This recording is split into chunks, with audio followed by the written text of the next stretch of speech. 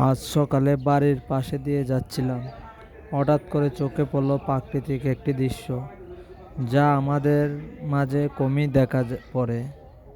মনটা ভরে গেল, মনে হয়ে যায় পুরাতন দিনের কথা। কৃষক ধান কাটার পরে হাঁস মুরগি জমিতে গেলে কৃষক তাড়িয়ে দিত। আজ তা সরাসর দেখা যাচ্ছে।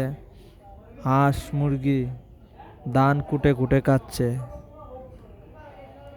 গ্রামের যে সৌন্দর্যময় পরিবেশ, তা না দেখলে বোঝা যায় না। আমাদের মাঝে অনেক কিছু বিলীন হয়ে যাচ্ছে, যা আমরা চোখে দেখতে পাই না। গ্রামের পরিবেশের মনোহরণ মনকে আনন্দময় ও উপলব্ধি করে চলে।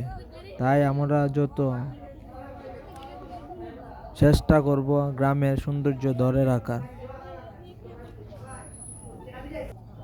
কবির ভাষায় বলতে গেলে, সোনালি ধানের ক্ষেত ফসলের বান, শীতল বাতাসে পাবে সরিষার গান, রাতের আকাশে পাবে তারা সুধাকর, প্রকৃতির রূপ দেখে কাটাই পহর, সাজানো গুছানো সবই প্রভুরই গড়া,